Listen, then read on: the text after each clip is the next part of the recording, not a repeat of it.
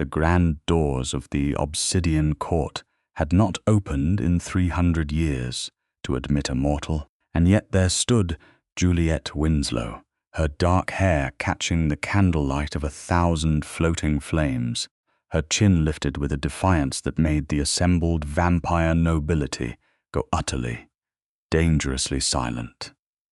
She had not asked to be here, she had not been invited, but Tavian Ravenshade, Duke of the Northern bloodlines, first sword of the ancient court, the vampire who had made empires tremble and councils weep with a single cold glance, had stopped at the threshold of the inner circle and spoken 4 words that had shattered 5 centuries of sacred lore.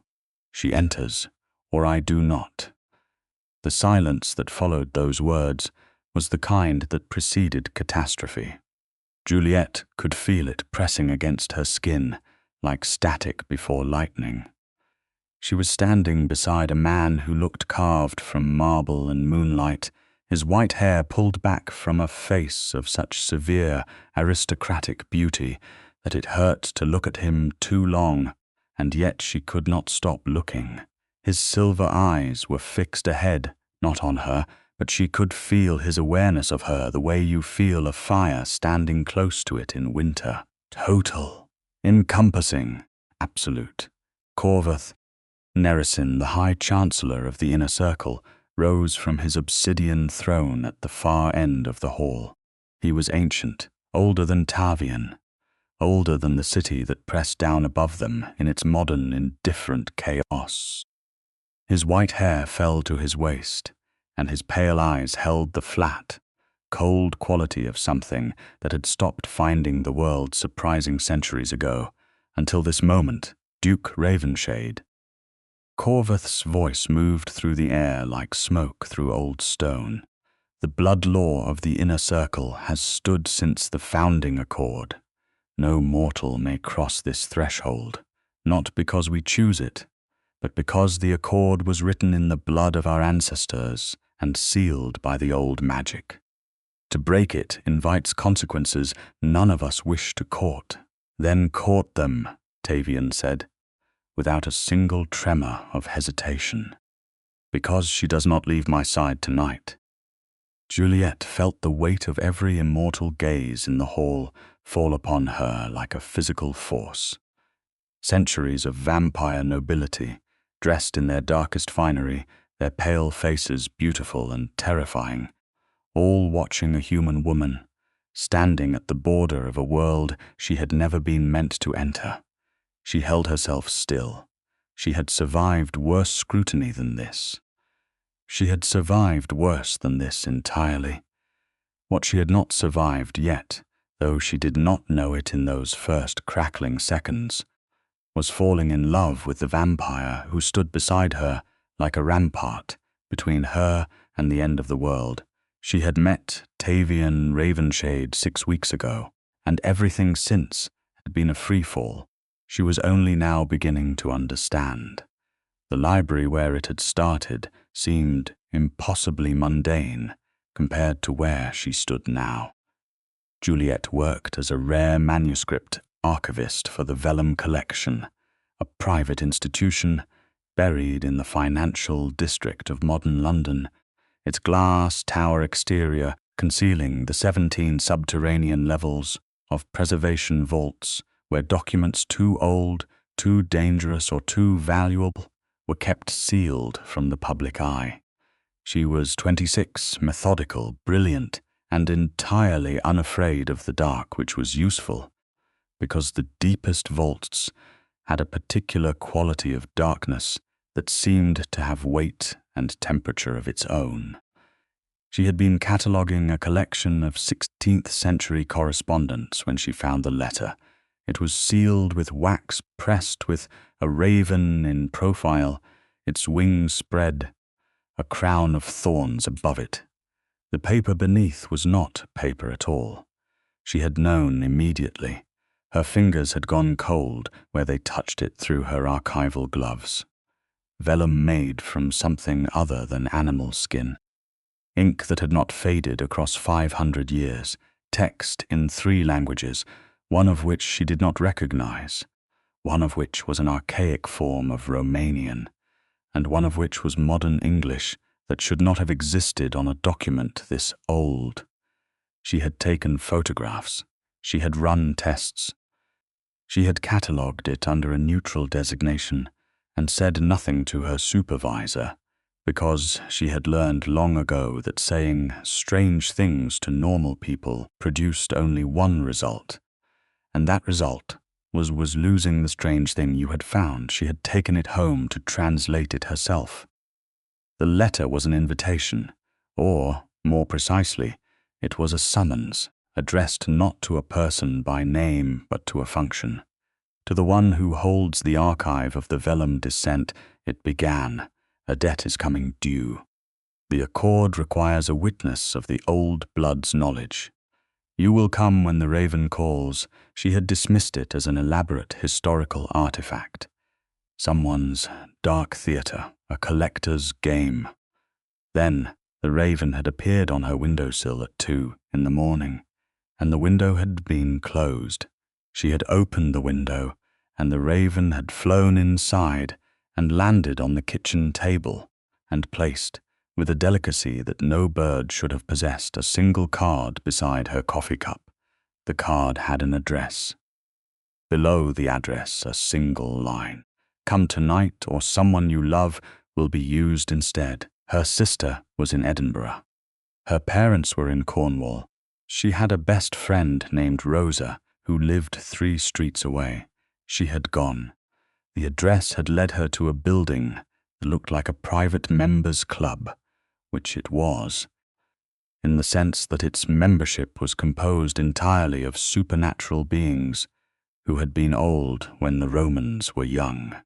She had walked through its doors, with her shoulders back and her jaw set and her heart hammering so hard she could feel it in her back teeth, and she had been escorted by a silent attendant in a dark coat down several flights of stairs and into a corridor lined with doors that had no handles, and then into a room that had no visible ceiling, where a single figure sat in a chair by a fireplace that burned without wood, Tavian Ravenshade.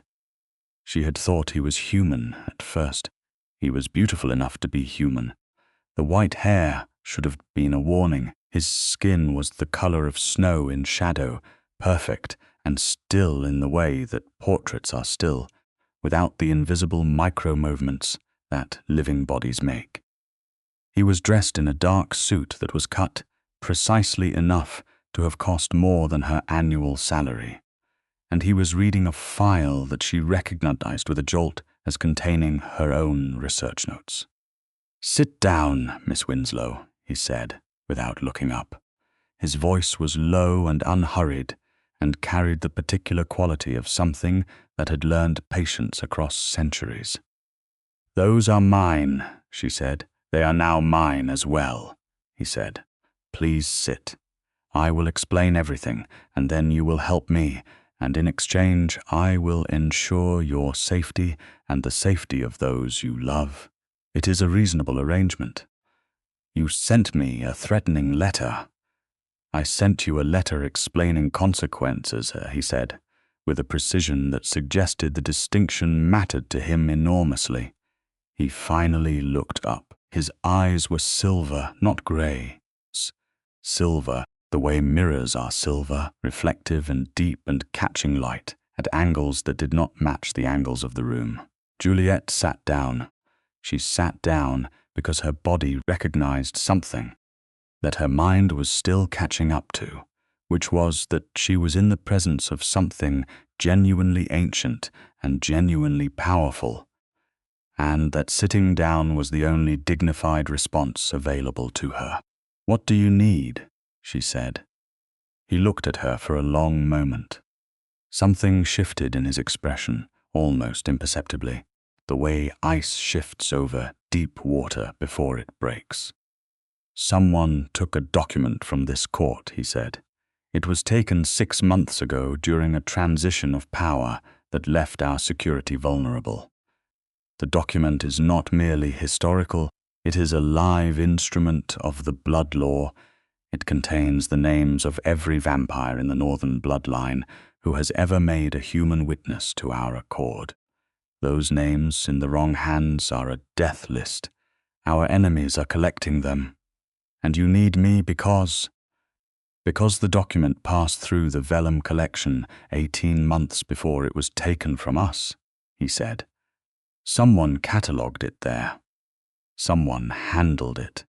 Someone made notes about its physical composition that were later used to create a false copy, good enough to pass our initial inspection. It took us 6 months to realize we had been given a forgery. That cataloger's notes are the only clue we have to where the original was taken. Those notes, Juliette said slowly, were written by my predecessor, Elara Voss. She left the collection 3 months ago. No forwarding address. Tavian's silver eyes did not change, but the quality of his attention sharpened perceptibly. You knew her. I knew her work, Juliette said. She was meticulous, possibly the best archivist I have ever encountered. She had a particular interest in materials science, in the physical properties of very old documents. She paused, and she had a visitor once.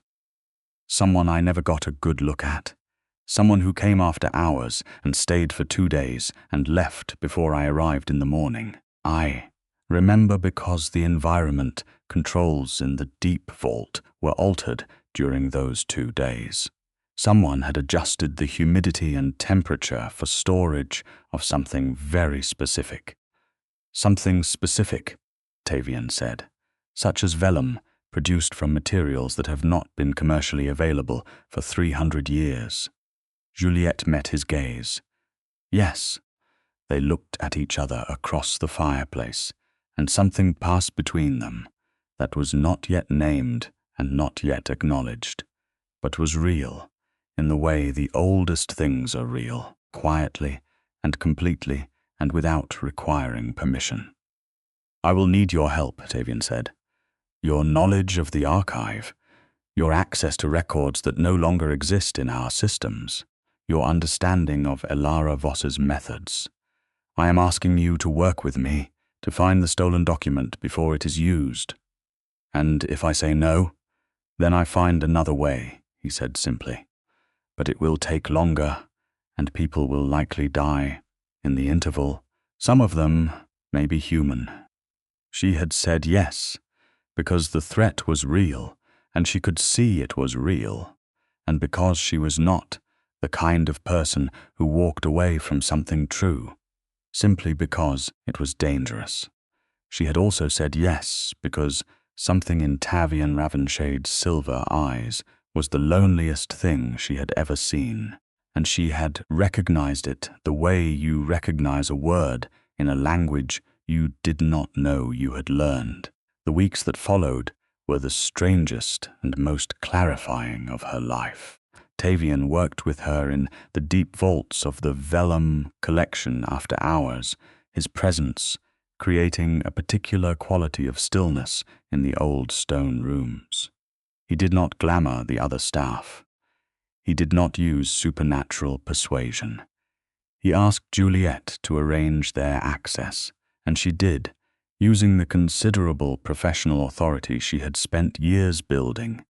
And the first time she successfully navigated them through 3 layers of security without a single hitch. He looked at her with something that was unmistakably approval, and she felt it like sunlight. He was careful with her at first, scrupulously correct. He answered her questions about vampire society with the precision of someone who had decided that honesty was strategically better than mystique. Yes, sunlight was genuinely damaging, not immediately fatal, but cumulatively so, like radiation. Yes, the blood connection was real, but not what human mythology had made of it. Blood was how vampires experienced emotional truth, not how they fed primarily. Most of the older bloodlines had moved well past that. The inner circle sustained itself on willing donations from a complex network of supporters who understood what they were part of. The relationship was not predatory. It was ancient and reciprocal and extraordinarily carefully managed. "You sound like you are defending something," she said one evening, cross-referencing Elizavos's cataloguing notes against a digital archive she had reconstructed from backup drives no one else knew existed. "I am explaining something," he said, from across the table. "There is a distinction. You make that distinction a lot because it matters." His gaze was steady. "My kind have been misrepresented for so long that the misrepresentation has become a kind of law itself. I find I prefer the truth, even when the truth is complicated, especially then." A pause. "You are not frightened of me." It was not a question, but she answered it anyway. "I was frightened when I first walked into that room, and now?" She considered the question seriously, because he was the kind of person who deserved serious answers. "Now, I am more frightened of failing to find this document before someone uses it than I am of anything you might do." He was quiet for a moment, and then he said, "No one has ever answered that question that way before." "What do most people say?" "That they are not frightened at all," he said. "It is almost always a lie. You told me the truth." She looked at him across the scattered documents. "Is that unusual? Among mortals or immortals?" His mouth curved. The first time she had seen anything on his face that was entirely unguarded. It was devastating. Among both, the first time she was in genuine danger came on the 4th week. They had traced Elara Voss's movements to a private storage facility in East London, a climate-controlled warehouse that held the overflow collections of 3 different cultural institutions. The facility was registered to a shell company that Juliette had tracked through 6 layers of corporate misdirection using skills she had acquired not at the archive, but at 19, helping her father untangle the accounting fraud that had nearly destroyed his business. She had never mentioned this skill to anyone professional. It turned out to be what cracked the case open. The facility was being watched, not by police, not by anything human. They had entered through the service entrance, Juliette moving quickly and quietly in the darkness that Tavian navigated as easily as daylight when she heard the sound. A particular resonance in the air, like a chord played below human hearing, but felt in the chest. She stopped, grabbed Tavian's arm. He stopped immediately, which she realized later was significant. He had not asked why. He had not told her it was nothing. He had stopped because she had, and that was all the reason he required. She pressed close to him in the dark and put her mouth near his ear. "There are at least 3 of them," she whispered. "I can hear their breathing pattern. Same spacing, triangulated. Someone is watching the storage unit from inside." He turned his head, and for a moment his face was inches from hers in the dark, and she could feel the stillness of him, the absolute controlled power of it. "There are 4, he murmured back. "You heard 3. The 4th is directly above us." She processed this without making a sound. "Alternate route?" "Yes." His hand found hers in the dark, not a romantic gesture, a functional one, the contact point for navigation through complete darkness. "Follow my lead exactly," she did. He moved with a precision she had never seen in a living body, fluid and silent and utterly certain of his path, and she matched his pace as best she could. And they moved through 3 corridors and a stairwell and out, through a service exit that brought them into an alley she did not recognize. The moment they were clear, he turned and looked at her with an expression she could not immediately name. "You identified an ambush," he said. "I have good ears," she said. Her heart was still going fast, but her voice was steady. Most people in that situation would have continued walking. Most people in that situation are not trying to recover a document that could get a large number of people killed, she said. He looked at her for a long, still moment. Then he said, "Are you all right?" It was such a simple question. She had expected tactics. She had expected the next move. She had not expected him to stop and ask if she was all right. "Yes," she said. "Are you?" He blinked slowly, which she was learning was his equivalent of a double take. "No one asks me that." "Well," she said, "I am asking." The second smile she had ever seen from him was smaller than the first, but it went deeper. Something shifted in his silver eyes, some internal tectonic event that she felt rather than saw. "I am all right," he said, as if testing how the words felt. "Thank you, Juliette." It was the first time he had used her given name. She told herself it did not matter, and spent the following 20 minutes entirely unable to focus on anything other than the fact that it did. They found the document on the 34th day of working together. It was not in the storage facility, which had been a deliberate misdirection. Elara Voss had been cleverer than they had given her credit for, and the person who had hired her cleverer still.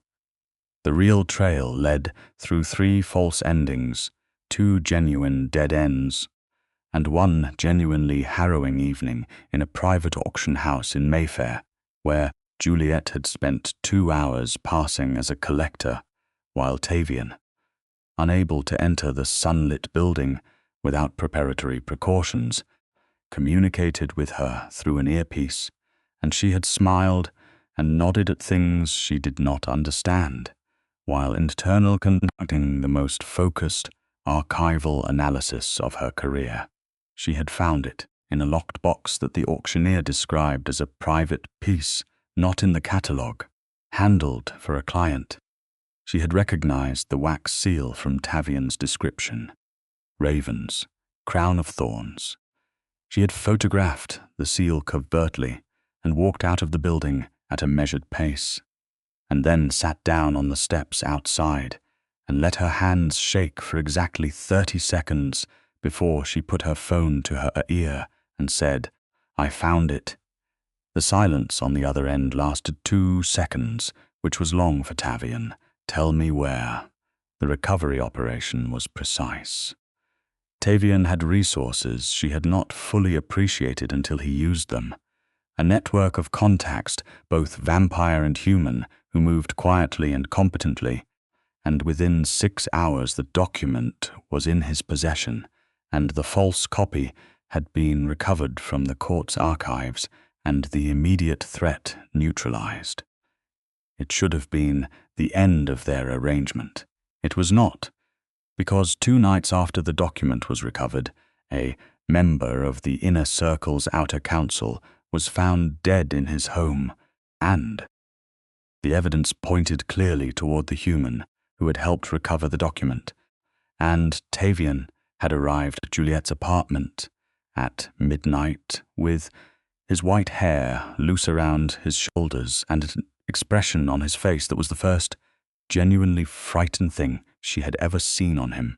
She had opened the door and taken one look at him and said, "Tell me everything," he had told her. Lord Cajun Vrel, a powerful and deeply conservative member of the Vampire Court, had been using the document theft as a cover for a larger scheme. A plan to use the recovered names not to destroy the Inner Circle, but to blackmail it into granting him a permanent seat of power. When the document had been recovered before he could use it, Cajun had needed a new strategy, and the new strategy was framing the mortal woman who had helped recover it for his own assassination of Lord Remold, the council member who had been about to expose him. "They are coming for me," Juliette said. She said it flatly, because being hysterical about it would not help anything. "They are," Tavian said. "The court has already issued a finding."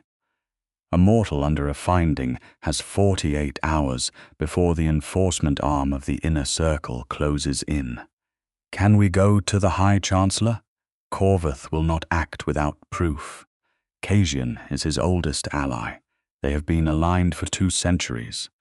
Tavian's jaw was set hard, but there is a mechanism in the blood law for exactly this scenario, a challenge of witness. If a member of the court's nobility can bring a mortal directly before the inner circle and present evidence in their defense, the finding must be suspended pending deliberation. Juliette processed this, and the catch: the mortal must be present in the inner circle chamber itself, which no mortal has ever been permitted to enter. Correct. She held his gaze. But you can bring me there. I can insist on it. His voice was absolutely quiet and absolutely certain. I am the Duke of the Northern Bloodlines. I hold a seat at the inner circle by inheritance and blood right. I cannot be barred from entering, and I will not enter without you. That is either the bravest thing I have ever heard, she said, or the most dangerous. It is both, he said. I know what I am asking of you. She had looked at him for a long moment, this man who was not a man, who had lived more centuries than she had years, who had built walls around himself that she suspected were older than most human civilizations, who had been careful and precise and honorable with her from the first moment, and who was now standing in her doorway at midnight, with fear for her on his face like a confession. I know what you are offering, she said. You are putting yourself in opposition to the High Chancellor and a 2-century alliance on my behalf. Yes, the consequences for you could be severe. Yes, and you are doing it anyway. There was never a version of this, he said, very quietly, where I did not. She had breathed in, she had breathed out, she had reached for her coat. Then let us go, she said.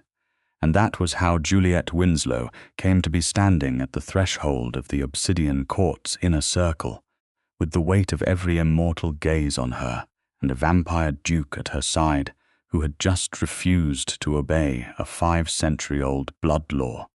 And she had tilted her chin up and kept her eyes steady, and refused to let a single tremor show. Lord Corvath Neresin looked at her from his obsidian throne, and his ancient, flat eyes did something she had not expected. They sharpened. Duke Ravenshade, he said, do you understand what you are invoking? I invoke the right of witness defense under Accord, Article 17, Subclause 9, Tavian said, his voice carrying through the great hall, with the particular authority of someone who had studied law, long enough to become the law in certain rooms. The mortal standing against me is under a finding, issued without sufficient evidence, at the instigation of a member of this court, who has used that finding as a tool of personal political maneuvering. I bring her here not in violation of the blood law, but under its most ancient provision, which predates the restriction on mortal entry by 60 years and has never been repealed. Silence then. From the left side of the chamber, a voice like cold marble. The right of witness defense requires the testimony of the mortal to be given before the full inner circle. In the inner circle chamber, the ancient provision does supersede the restriction on mortal entry specifically in this circumstance. A pause. It is inconvenient, High Chancellor, but Lord Ravenshade is correct. Juliette looked toward the voice. The vampire who had spoken was very old. She could feel it, dressed entirely in midnight blue, her white hair braided in a complex architecture around her head, her expression that of someone who had just decided to be amused by the unprecedented thing happening in front of her. Lady Thessavine, Corvath said, and his tone contained a warning. Law is law. Lady Thessavine said pleasantly, even when it is inconvenient, the mortal may enter. The finding is suspended pending her testimony. Her pale eyes moved to Juliette with something that felt like weighing gold. Speak well, child. Juliette walked into the inner circle. She had faced difficult situations before. She had testified before academic committees that wanted to invalidate her research. She had confronted her father's creditors when she was 19. She had sat in the dark with old and frightening documents and not let the fear of what they contained stop her from understanding them.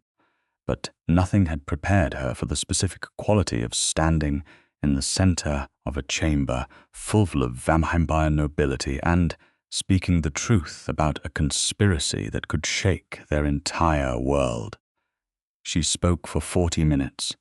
She presented the evidence she had gathered methodically and precisely because she was an archivist and she knew that the most powerful tool available in any dispute was an irrefutable record. She had photographed everything. She had cross-referenced the corporate records, tracing the shell company back to accounts she had tracked. With help from contacts of her own, she had not told Tavian about. To Lord Casian Vrel's human intermediary. She had the auction house records. She had the timestamps. She had the communication intercepts that Tavian's network had gathered, now submitted as formal evidence under the court's own procedural rules. And she had, crucially, a sworn written testimony from Elara Voss herself. She had found Elara 3 days ago, working through channels that Tavian had not known to use, because they were entirely human. Elara Voss had not run. She had hidden because she was terrified of what Casian Vrel would do to her if she surfaced.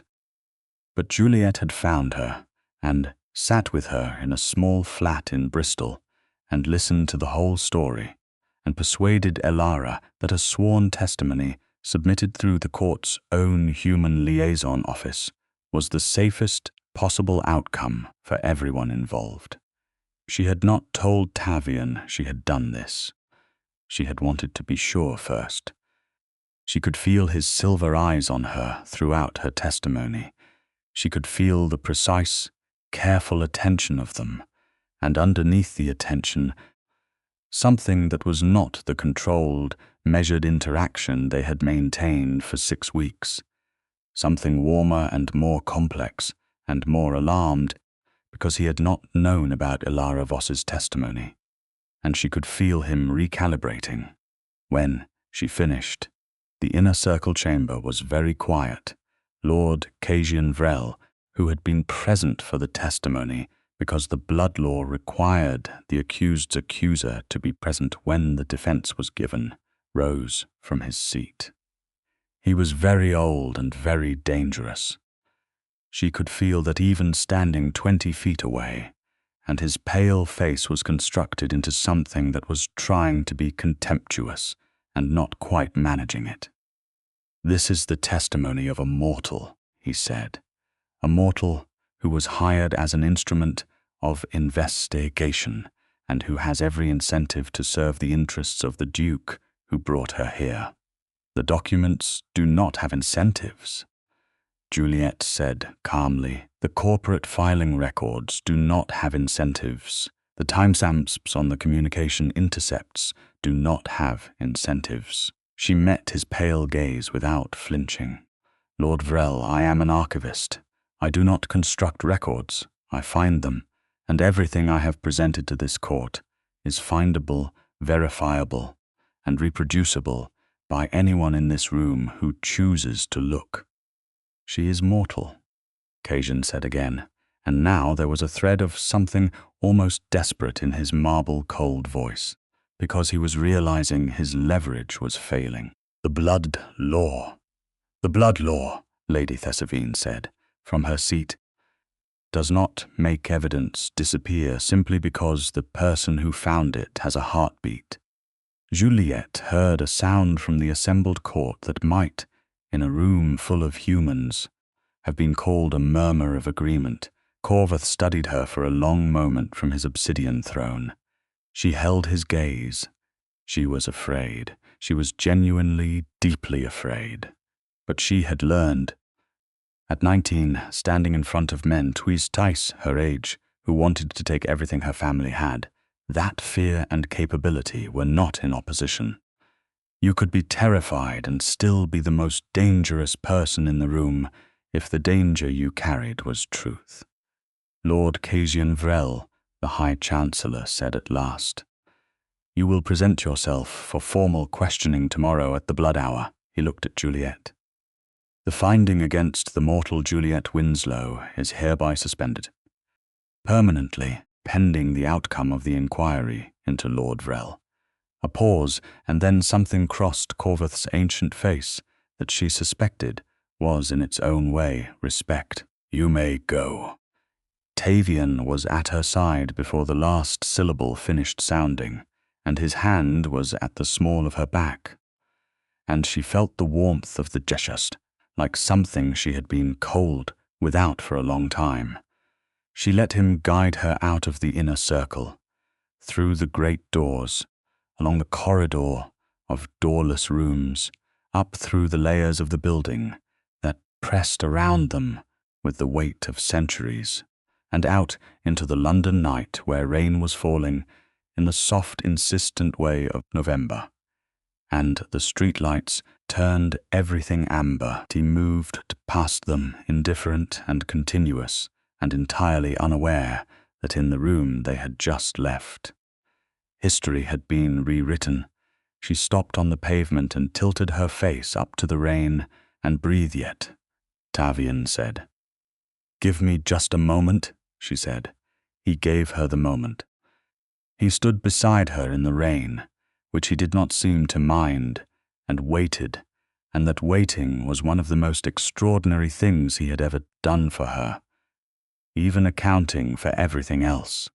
When she lowered her face, she found him watching her, with an expression she had never seen on him before. All the careful precision, all the aristocratic control was still there, but something behind it was not contained in the way it usually was. Something was close to the surface that he generally kept well below it. You found Elara Voss, he said. I found Elara Voss, she confirmed. Without telling me, I wanted to be certain she would testify before I raised your hopes. She held his gaze. I know you would have wanted to go with me, but she would not have spoken to a vampire.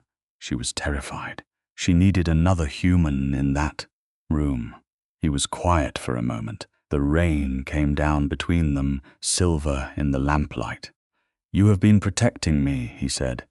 It sounded like a discovery. Someone has to, she said lightly, and then stopped being light because his expression did not allow for lightness. Yes, she said simply. I have, Juliette. Her name in his voice was different now, stripped of every professional courtesy and every careful distance, and the difference in it went through her like a cord struck against her sternum. I need you to understand something. All right, she said. In 6 weeks, he said. You have been the most honest person in my world, in a world that I have navigated for 4.5 centuries, where honesty is a tactical weapon and vulnerability is a liability. You have been simply and completely honest at every turn. You have been capable in ways that I have never seen matched. You have been unafraid of me in the only way that matters, not because you do not see the danger, but because you have decided it does not define how you treat me. She was very still. The rain ran down through her hair. I am, he continued, with a precision that was clearly costing him something, not experienced at this, at saying these things. I have been alive for a very long time, and I have been alone for most of it in the way that matters, not for lack of people, for lack of anyone who made the aloneness visible to me by making me feel less of it. She understood what he was not saying because she was good at reading what was not said. She had spent her career learning to read what old documents were not saying, the gaps in the record, the meaningful silences. "You are not alone," she said. Something crossed his face that she could not name and did not need to, because it was clear and true and unmistakable the way the oldest things are. "May I?" he began. She closed the distance between them and kissed him. She had not planned to, or perhaps she had been planning it for 6 weeks without knowing what she was planning. His hands came up to frame her face with a gentleness that she would not have predicted from those precise, capable hands, and he kissed her back the way that someone kisses when they are used to being careful with everything they value and have found something there more than any of the careful things. The rain kept falling. The city moved around them. Neither of them surfaced for a long time. When they did, his forehead was resting against hers, and his eyes were closed, and he looked young, which was a strange thing to think about a man who was older than the printing press. But it was the word she had. "This complicates things," he said. "Yes," she said. "The court's position on mortal relationships is not." "I know," she said. "I am not asking you to choose." He lifted his head and looked at her. "I would choose you," he said, without hesitation. "I would choose you over every law they have written." She held his gaze. "Then, perhaps," she said, "we find a way to change the laws." The inquiry into Lord Tavian Vrel lasted 2 weeks, and the outcome was everything that Juliette's evidence had promised.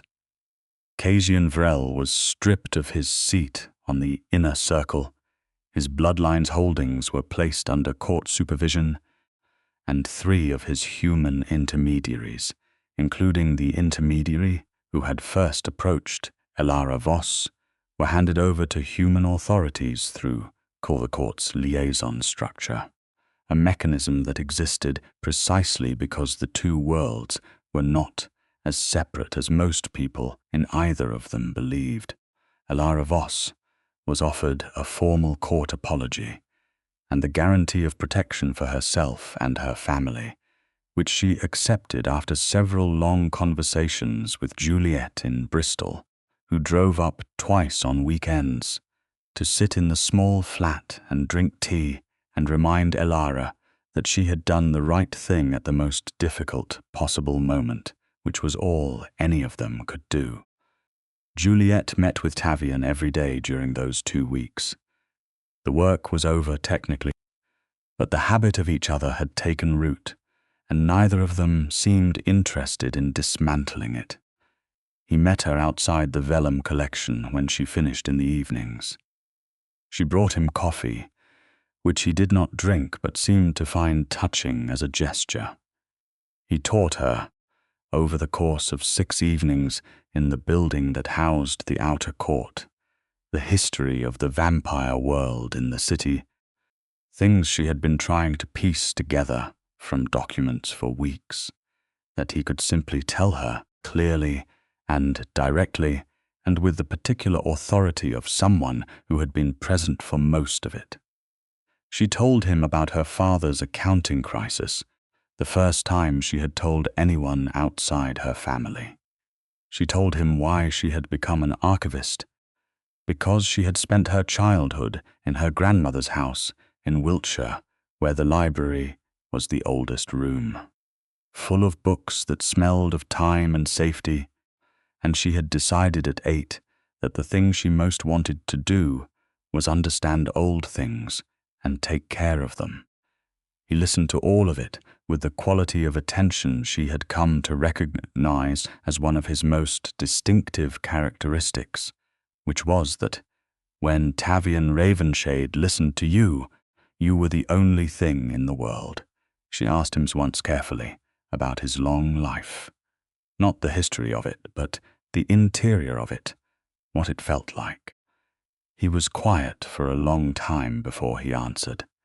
They were sitting in the outer court library, surrounded by books that were older than most countries, and the candlelight made his white hair glow softly, and his silver eyes catch the flame in ways that made them look alive in a particular depth. It is like being the last conscious person in a room where everyone else keeps falling asleep and waking up, he said eventually. Relationships, entire lifetimes of relationship, that end. People you knew as young grow old, and you cannot follow them there. You learn to hold people lightly, because holding them tightly means feeling them leave with your full grip. After long enough, you stop reaching. He looked at her. I find I am not interested in holding you lightly, he said. She looked back at him and felt the whole build of what that meant, the centuries behind him, the centuries still ahead of him, the particular and profound cost of what he was saying. I am not asking you to, she said. The disparity between us, he began, is real, she said. I know it is real. I am not pretending it away. She held his gaze steadily. But the alternative is that we both let it stop something that is already the most significant thing in either of our lives, and I am not interested in that alternative either. He reached across the table and took her hand. His fingers were cool and very still and certain around hers. There are things I need to tell you, he said, about what it would mean. Long term. The blood law has provisions for mortal companions of the nobility. Historical provisions that were last invoked 2 centuries ago. They are not simple. They involve formal recognition, a process of petition to the inner circle, and a degree of entry into our world that cannot be undone. Tell me, she said, all of it, not the summary. The actual thing, he told her, all of it, every provision, every implication, every consequence and complication and requirement. He told her the way he always told her things, completely and honestly, and without softening the difficult parts, because he had learned that she did not want the difficult parts softened and never had. She listened without interrupting. When he finished, she sat with it for a moment the way she sat with difficult documents, letting the full meaning settle. And the provision, she said, about extended life, that is real? It is not mythology? It is real, he said. The blood law's oldest provisions exist because the earliest courts understood that immortal beings cannot sustain political stability if their most significant human relationships are severed every generation. A formal mortal companion of the court's nobility, under full recognition, is eligible for what the law calls the drawn thread, a sharing of bloodline vitality that does not transform but extends. It is not immortality, but it is something considerably longer than a mortal lifespan, and it is your choice to offer it, she said carefully, and my choice to accept or not. Entirely, he said. She was quiet for a moment. Then she said, Tavian, I want you to understand something. Whatever I decide about any of that, my feelings are not conditional on it. I am not here for what you can offer me in terms of time. I am here because of who you are. The silence that followed was the particular kind of silence that is not empty but full. He turned her hand over in his and pressed his lips to the inside of her wrist very lightly, and the gesture was so old and so formal and so absolutely sincere that she felt it move through her entire chest. I know, he said quietly, that is precisely why I told you. The formal petition to the inner circle took 3 months to prepare. Juliette did not take the preparation lightly. She researched the historical provisions herself, cross-referencing Tavian's explanations with the court's own archived records, which she was now given limited access to. The first mortal archivist to have any access to the Obsidian Court's internal archive in recorded history. She asked every question she could think of. She identified every ambiguity in the provisions and asked Tavian to resolve them one by one. She consulted Lady Thessavine, who received her in her apartments in the upper levels of the court building, with something that had evolved from amusement to what Juliette recognized as genuine respect. "You are not what we expected," Lady Thessalvine told her on the second of their 3 meetings, over tea that Lady Thessalvine served because she had developed the habit centuries ago and found it soothing. "What did you expect?" Juliette asked. "Someone who had been swept up," Lady Thessalvine said precisely. "Someone overcome by the glamour of our world, someone who did not fully understand what they were entering." She studied Juliette across the tea service. "Instead, I find someone who has read the entire procedural archive, cross-referenced 3 centuries of legal precedent, and identified 2 provisions that our own council had overlooked. It is disconcertingly good or disconcertingly bad?" "Disconcertingly good," Lady Thessalvine said, in the tone of someone admitting something against their principles. "The court needs people who can read documents. It turns out we have been relying on our own kind for this, which is rather like only asking musicians to critique music." Juliette smiled.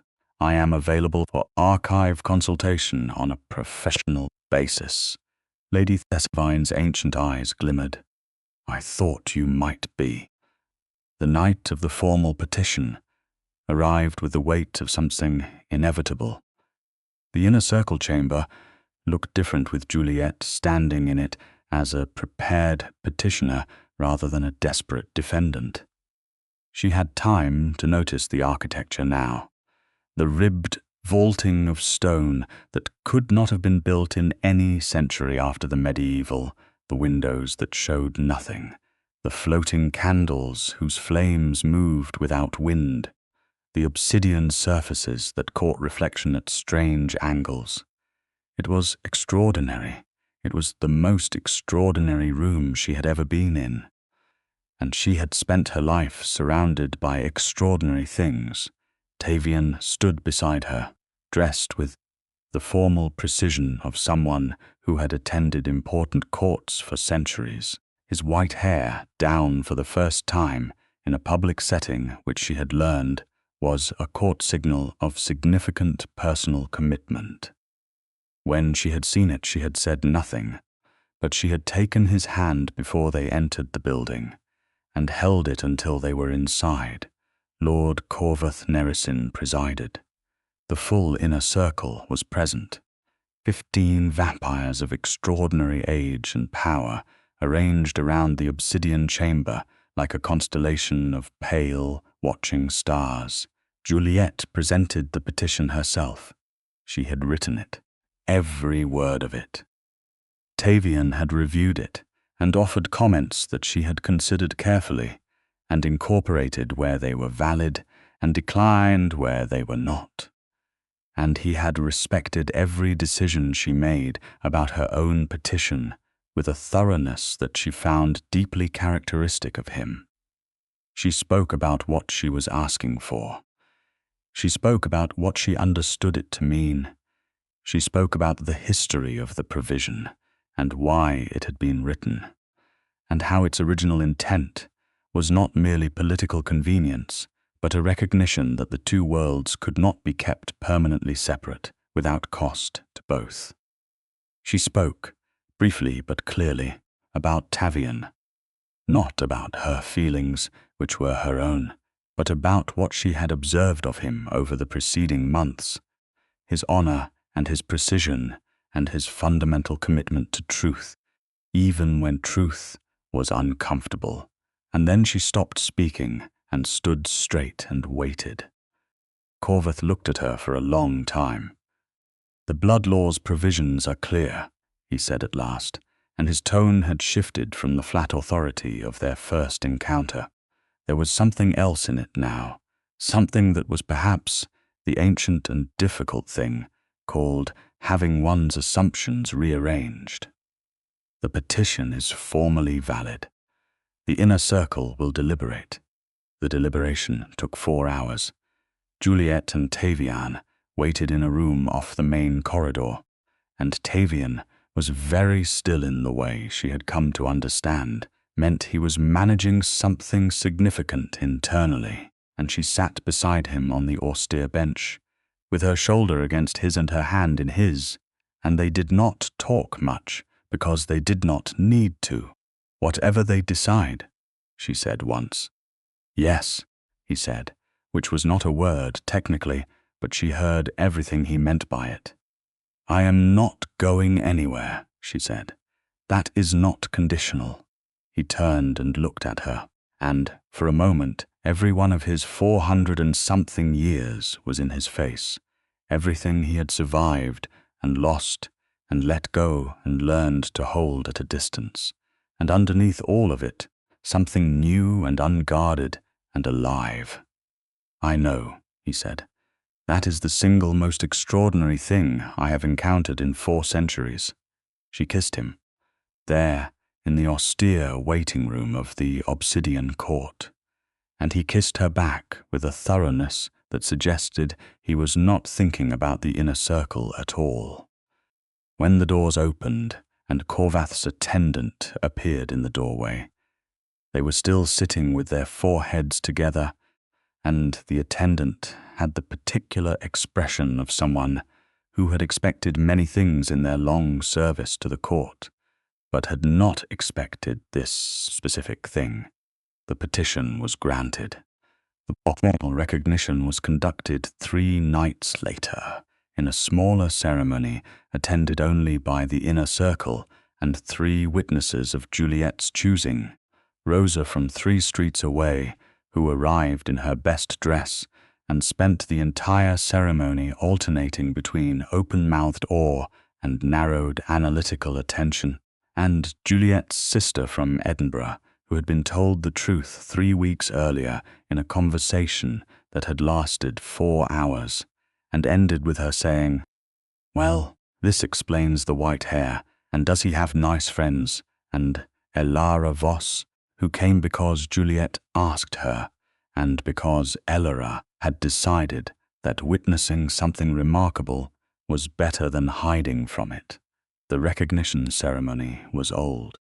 It was older than any formal ceremony Juliette had ever attended, older than any document she had ever catalogued, and it was conducted in 3 languages, 2 of which she had taught herself over the preceding weeks BC, because she had decided she was going to understand everything she was entering and not understand it secondhand.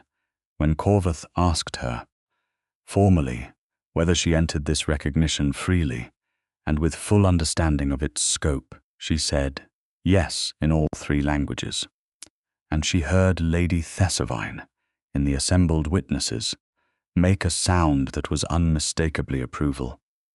When it was done, when the blood law's provision was formally closed around her like an old and careful architecture, Tavian turned to her with an expression that was the opposite of controlled, that was open and uncalculated and entirely present, and took both her hands in his. "Juliette Winslow," he said, very quietly, so only she could hear. "Tavian Ravenshade," she said. He smiled, the 3rd smile she had counted, and the first fully unguarded one, and it changed his face from something extraordinary into something she did not have a precise word for, and did not need one. He kissed her in front of the inner circle, and 3 witnesses, and 4.5 centuries of blood law, and Rosa made a sound that was later described by her sister as somewhere between a sob and a cheer, and Lady Thessavine turned to Lord Corvath and said something that made even the High Chancellor's ancient face move towards something that might, at great distance, have been called a smile. The months that followed were not simple. Nothing about the life they were building was simple, because complex things rarely became simple. They became navigated. The 2 worlds did not merge. They were too different, too old in their own right, too shaped by separate centuries, to simply become one thing. But they overlapped, and in the overlap there was room for something that had not existed before. Juliette continued her work at the vellum collection, which had gained a new professional dimension she could not fully explain to her colleagues, but which made her, suddenly, one of the most sought-after consultants in the private collection world for reasons connected to the access she now quietly possessed.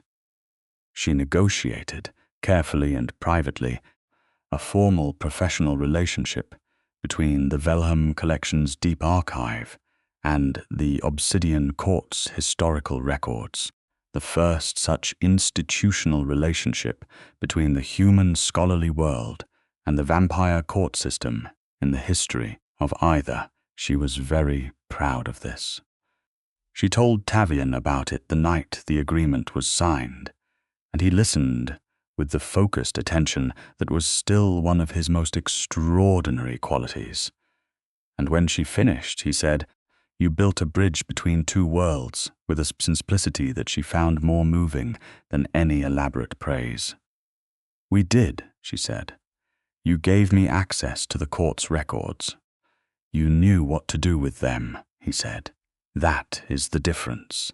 He had his own adjustments to navigate. The inner circle's formal recognition of Juliette changed his political position within the court, which had been powerful before, and became something more complex afterward, because power in an old institution rarely moves without creating friction, and there were members of the broader vampire community who found the arrangement unsettling for reasons that ranged from principled conservatism to simple xenophobia. Tavian navigated all of it with the particular combination of absolute immovability and precise courtesy that was his most characteristic mode, never aggressive, never apologetic, entirely clear. He defended her formally once more, in a smaller council than the inner circle, when a member of the outer court suggested publicly that the recognition had been improperly granted because Juliette's petition had identified procedural oversights in the court's own archive, creating a suggestion that she had found a loophole rather than a genuine provision. Tavian's response to this, delivered in the council chamber with Juliette present, was a 12-minute legal argument of such complete and devastating precision that the question was withdrawn and not raised again. Afterward, in the corridor, she had said, "You did not need to do that. I had a response prepared." "I know you did," he said, "but some things I need to do myself." He looked at her with the directness she had come to depend on. "You defend me constantly in ways you probably do not fully catalogue. You deflect questions that would be awkward. You translate what I mean when the way I say it is too formal for human context. You have been doing it since the 3rd week we worked together." He paused. "I am allowed to return the service." She had nothing to say to this that was not going to make her emotional in a public corridor, so she took his hand instead, and he understood perfectly. The evening that she would always think of as the real beginning, though she knew that every moment before it had also been the beginning in its own way, came on a night in late spring, when London was doing the particular thing it did in May, where the light lasted longer than you expected, and the air was mild enough to make the city feel temporarily forgiving. They had come from a formal court dinner, and Juliette had worn something elegant, and Tavian had looked at her for a full 5 seconds when she appeared at the top of the stairs of the outer court building before composing himself, which she filed under the rapidly growing category of moments she intended to keep forever. They had walked back through the city rather than taking a car, because she liked walking, and he had developed, over months of walking with her, a genuine appreciation for it. They walked through streets she had known all her adult life, past the building where she had worked her first archival job at 22, past the coffee shop where she had sat and cried after the hardest professional rejection she had ever received, past the stretch of the Thames embankment where she went when she needed to think. They had stopped at the embankment and leaned on the railing and watched the dark water move past below, the city lights trailing across it in long amber streaks. "Juliette," Tavian said. "Yes, are you happy?" She turned to look at him. He was watching the water, but she could see in his profile the careful quality of someone who had asked a question they genuinely wanted the true answer to, and were prepared for whatever form it took. She thought about the question seriously, because it deserved serious consideration. She thought about the complexity and the strangeness and the things she had walked away from in her former life that had been simpler and more expected. She thought about the things she had gained, the extraordinary work, the access to history that no other human archivist had ever had, the court itself with all its impossible ancientness, Lady Thessalvine, who had become something she might, carefully, call a friend, Rosa, who had become unexpectedly enthusiastic about vampire culture and had started learning archaic Romanian. She thought about Tavian, about the specific quality of being known by him, which was not the comfortable, simple knowing of long familiarity, but the more alive knowing of someone who paid attention to you with their full capacity and found you in every specific detail genuinely interesting. About the way he listened, about the way he smiled, still rarely enough that each one felt significant, about the first time he had said her name on a rainy pavement, and the way everything had clarified in that single syllable. "Yes," she said, genuinely and specifically and without reservation. "Yes." He turned from the water to look at her, and his silver eyes had the depth that she would never entirely get used to, the long, complicated depth of something that had been looking at the world for a very long time and was looking at her differently from everything else. "I did not know," he said, "that it was possible for me to be happy, not at this age. I had categorized happiness as something that belonged to shorter lives, to things with edges and ends that could be felt precisely because of those edgy pores. You have made me reconsider the category. I have been told," she said, "that I am very good at challenging established categorical assumptions." "You have been told correctly," he said. He turned toward her fully, and there in the May lamplight, with the Thames moving below them and London proceeding around them in its eternal and indifferent rush, he took her face in his hands and kissed her with the completeness that was different from all the kisses before. Not because it was more passionate, but because it was more at rest, because it was not reaching or hoping or negotiating it was arriving. They stood there for a long time, and the city moved and the river moved, and the light held longer than expected, and neither of them was anywhere else at all. In the year that followed, the things that had seemed impossible became simply the shape of their life.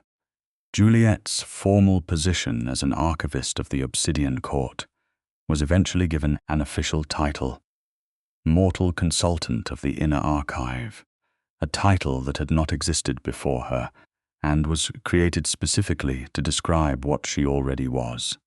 The work was extraordinary. She catalogued things that had not been touched in 300 years. She found, in the deepest levels of the court's archive, a set of documents that revised the scholarly understanding of the original founding accord in ways that were significant enough to prompt a formal revision of the court's own governing procedures. Corvath, who had come to regard her with something she recognized as reluctant admiration, attended the formal presentation of her findings, and asked afterward 4 very precise and intelligent questions. She answered all of them. She answered them clearly and directly, and without deference, the way she answered every question from anyone, and she saw in Corvus' ancient face a flicker of something that was, however minimally, the beginning of genuine respect. "You are changing us," he said quietly, when the 4 full session had ended and only they and Tavian remained in the room.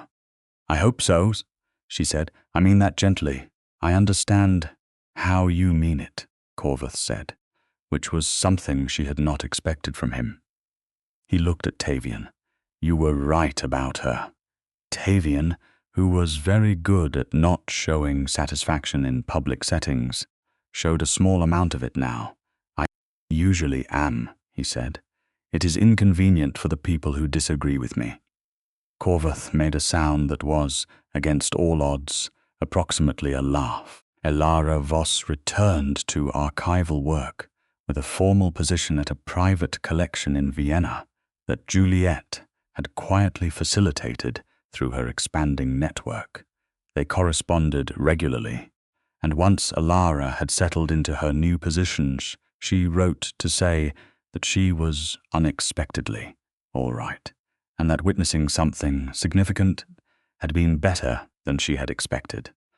Rosa visited the outer court twice more, officially as a guest of the formal recognition, and unofficially because Lady Tavian had decided she found Rosa entertaining and had extended a personal invitation, which Rosa had accepted immediately and with enormous enthusiasm.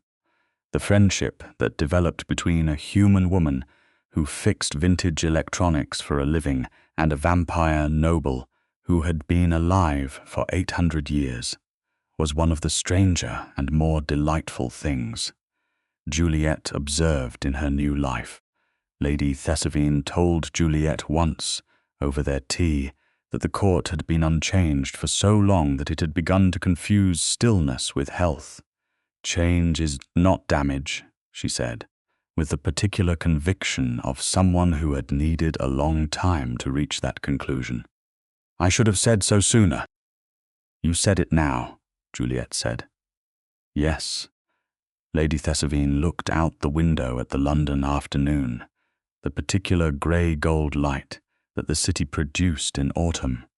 Better late than never, as they say. Though in my experience, saying things late is a vampire vice. We have the luxury of waiting and we abuse it. "Not all of you," Juliette said. Lady Tavian smiled. "No, not all of us." Tavian took her, on the anniversary of their formal recognition, to a place he had not shown anyone in over a century. It was a house outside the city, accessible through a door in the outer court building that led to a corridor that should not have fit where it was, and opened into a landscape that was recognizably the English countryside, but felt removed from it, somehow the way old photographs feel removed from their own moment. The house was old and well kept, and full of things he had accumulated over his long life, not trophies but objects. Things he had found beautiful or significant or both, arranged with the care of someone who had learned that the things you lived with shaped you as much as the events. There were books in 7 languages. There were 2 paintings she recognized from historical records as lost. There were maps that documented the geography of places as they had been in centuries she had only known from documents. She stood in the room of maps for a long time and felt the accumulated weight of his centuries differently than she ever had before, not as a gap between them, but as the particular depth that a long life genuinely lived creates in a person. "This is who you are," she said. "This is part of it," he said from the doorway. "The rest I think you already know." She turned and looked at him in the doorway of his oldest house, with his white hair loose and his silver eyes holding all the complex, layered things that were simply him, and she felt the thing that she had been feeling for months resolve itself, for the first time, into words that were simple enough to say aloud. "I love you," she said. He was very still for a moment, the particular stillness of someone encountering something they have needed, and been afraid to need for a very long time. Then he crossed the room and took her hands in his and said quietly and completely, "I love you. I have been learning how to say that to you for months. It took me until now to find the precise form." "How does it feel?" she asked. "Like being correct," he said, which was so specifically, perfectly him that she laughed. And the laugh surprised him into his own, and they stood there together in the room of old maps, with their laughter filling the old house. And it was the most human sound those walls had held in a very long time. The formal acknowledgement before the inner circle came later, not as a requirement, but as a choice, a declaration made in the chamber where the impossible had first been demanded, in the same room where Tavian had stood at the threshold and refused to enter the most powerful court in the vampire world without the woman he loved beside him.